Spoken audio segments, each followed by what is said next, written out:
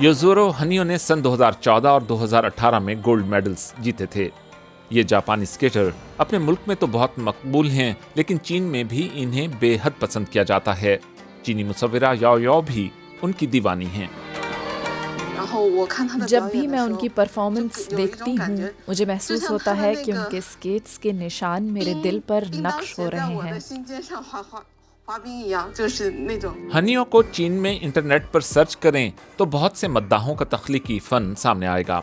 आमतौर पर चीन और जापान के लोग सिर्फ अपने ही हीरोज की पजीराई करते हैं, लेकिन चीन की मुसव्विरा याओ याओ ने इस बात को गलत साबित कर दिया है। मैं हनियो की 2017 से फैन हूँ। मैं उदास थी और उन्होंने मुझे बहुत मुतासिर किया, इसलिए मैं उन्हें बहुत पसंद करती हूँ। उनके मिजाज ने मुझे अपनी तरफ राग़िब कर दिया। वो एक चमकते सितारे की मानिंद हैं। चीन और जापान के दरमियान तनाव से याओ याओ को कोई मसला नहीं। हनियो ख़वातीन और लड़कियों में काफ़ी ज़्यादा मकबूल हैं, हत्ता कि उनका नाम भी चीनी ज़बान में बहुत ख़ास ख्याल किया जाता है।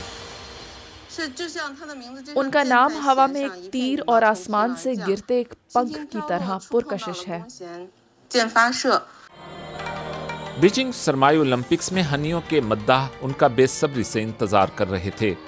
उन्हें अपनी पहली आउटिंग में मुश्किलात का सामना करना पड़ा, लेकिन याओ याओ को उनकी हौसला अफजाई करना अच्छा लगता है। ये अफसोस की बात है क्योंकि वो दरअसल यहाँ बीजिंग में है, लेकिन हमने इस तरह ज्यादा बेहतर महसूस किया क्योंकि इससे जगह की हिफाजत यकीनी हो जाती है। याओ याओ अपने काम में हनियो को स्ट्रॉबेरी केक पर भी दिखाती हैं।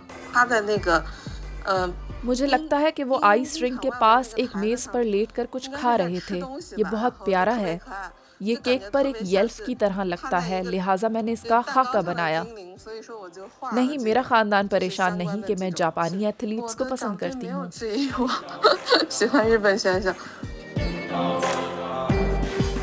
हनियो की शोहरत चीन और जापान को करीब ला रही है।